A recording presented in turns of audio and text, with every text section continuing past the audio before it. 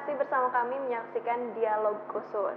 Pak, kita sambung lagi perbicaraan tadi. Tadi kan udah bahas tentang apa itu cinta, terus gaya cinta orang-orang itu seperti apa, dimensi cinta seperti apa. Nah, sekarang seperti apa sih jenis cinta yang langgang itu? Ya.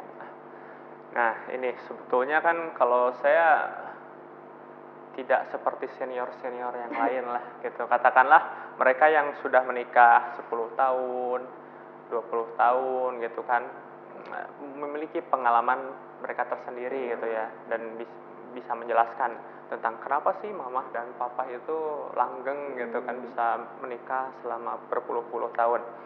Nah, di sisi lain itu kan kalau saya melihat yang positifnya ya, yang pernikahan langgeng. Di sisi lain saya banyak mendapatkan cerita tentang orang-orang yang baru saja menikah, kemudian dia segera selesai pernikahannya gitu ya.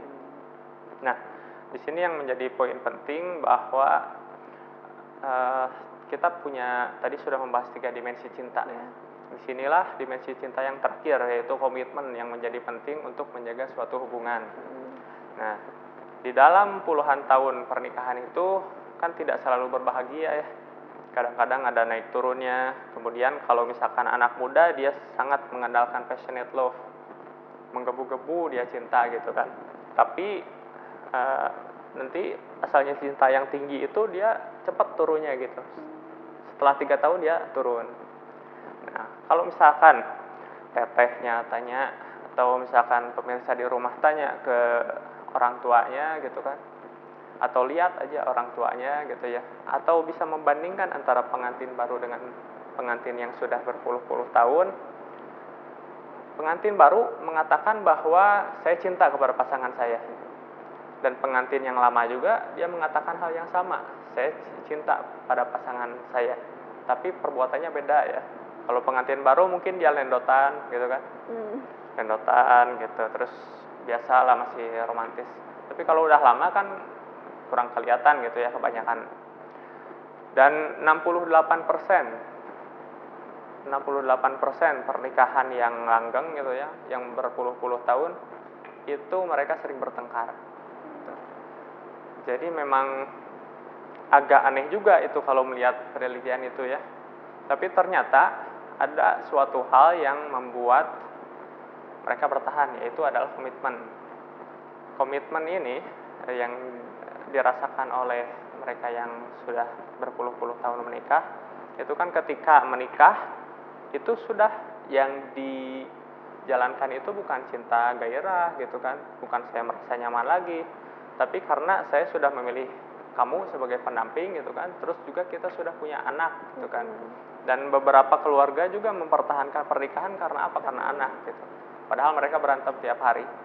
Nah, ini komitmen yang bisa menjadikan suatu hubungan menjadi langgeng gitu. Artinya kalau cinta itu ada studi di India gitu ya. Jadi awalnya itu, oh iya, saya mau cerita, ada 2 macam pernikahan ya di India itu. Jadi ada yang arranged marriage, artinya dijodohkan, atau ada juga yang menikah karena cinta gitu. Yang menikah karena cintanya katanya turun gitu, setelah 3 tahun dia turun kadar cintanya. Tapi kalau yang dijodohkan dia stabil gitu, kurang lebih kadar cintanya. Karena yang dijodohkan dia komitmen kan, dia berbakti kepada orang tua dan segala rupa. Kalau misalkan yang menikah karena cinta, itu karena dia passionate gitu di awalnya. Karena itu perlu diajarkan juga komitmen, karena 2 hal ini bisa berbarengan kan.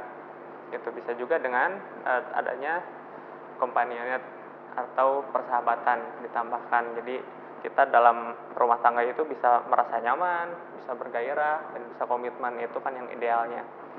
Nah, ada juga yang pasangan itu langgeng, berarti kan kita harus penuhi itu 3.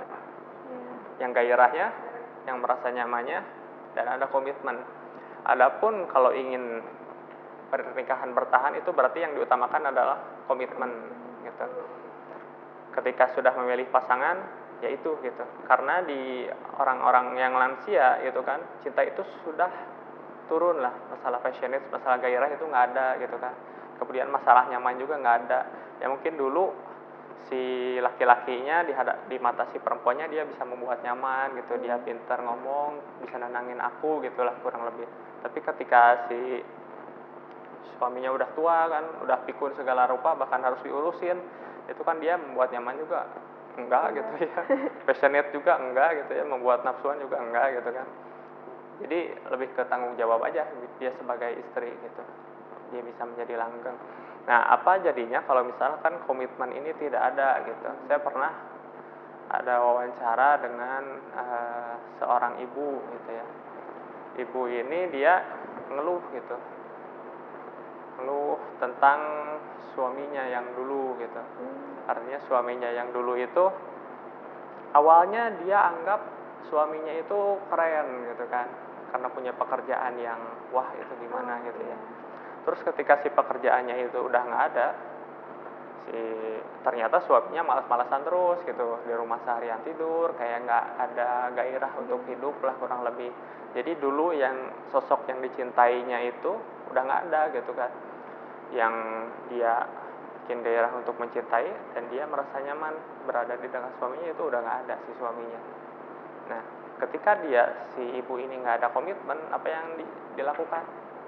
Ya carilah yang lain gitu kan. Yang pekerjaannya jauh lebih baik daripada. Iya, setidaknya yang tidak membosankan seperti suami saya yang kemarin gitu kan. Oh, itu betul ada? Itu betul ada gitu.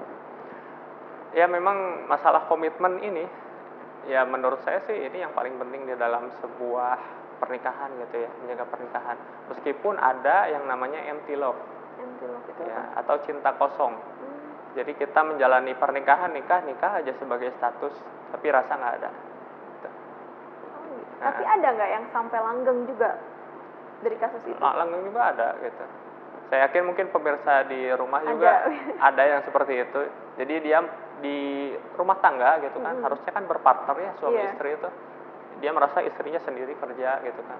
Suaminya dia merasa jadi bayi gitu ya, harus ngasuh anak kesekian lah suaminya tuh jadi. Atau mungkin yang suaminya dia harus ngasuh istri, ini jadi kayak ngasuh gitu ya, kayak bukan partner gitu kan. Jadi empty love. Tapi karena saya tanggung jawab gitu ya, secara agama memang harus dilakukan, ya itu jadi kewajiban saya untuk mengurusi keluarga gitu kurang lebih. Kadang ada juga nih, pernah sih dengar cerita katanya kalau misalnya cinta itu harus saling melengkapi, mencintai kekurangan dan kelebihannya. Oke lah untuk pertama mereka menerima kekurangannya, tapi setelah menikah beberapa tahun kemudian kekurangannya itu diungkit-ungkit, itu seperti apa itu? Oh ya, itu sering sekali itu. Iya. Ya memang kalau di dalam rumah tangga kan tadi yang saya sebutkan 68% keluarga yang langgeng gitu ya, yang artinya bertahan gitu kan, dari awal pernikahan sampai ke akhir lah katakanlah, itu bertengkar gitu. Jadi memang pertengkaran itu nggak bisa dihindari gitu. Cuma balik lagi, kita ini menikah ini apa sih tujuannya gitu. Mungkin bisa dilihat dari sisi pribadi, bisa juga dilihat dari sisi agama gitu kan.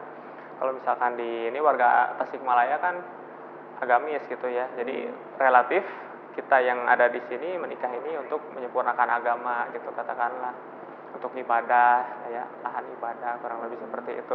Tapi kalau saya jamin pernikahan yang langgeng itu bebas pertengkaran itu nggak ada. Iya, pasti selalu ada ya. Pasti selalu ada pertengkaran. Karena manusia nggak ada yang sempurna. Nah, mungkin ini kan segmen terakhir, sebelum closing ada statement atau apa yang mau disampaikan buat pemirsa Radar TV? Iya. Supaya memiliki keluarga yang langgeng, sakinah mawaddah warahmah. Ya. Baik, pemirsa Radar TV, di sini saya hanya memaparkan terkait dengan psikologi cinta gitu. Artinya, kenapa topik ini diberikan? Karena topik ini bisa mencakup bagi Anda yang masih remaja atau masih pemuda yang ingin menikah, atau bagi Anda yang sudah menikah gitu, sebagai bekal bahwa cinta ini memiliki 3 dimensi loh, bahwa tidak cukup hanya dengan bergairah gitu untuk mencintai, ingin memiliki pasangan, tidak cukup Anda merasa nyaman dengan pasangan, Anda juga harus memiliki komitmen terhadap pasangan gitu. Artinya ketika terutama yang menikah ya, Artinya yang cantik itu banyak yang di luar gitu, yang ganteng itu banyak yang di luar. Tapi ketika Anda sudah memutuskan untuk menikah dengan orang tersebut, nah komitmen inilah yang harus dijaga. Mungkin kurang lebih seperti itu. Yang harus dipertanggungjawabkan ya komitmennya.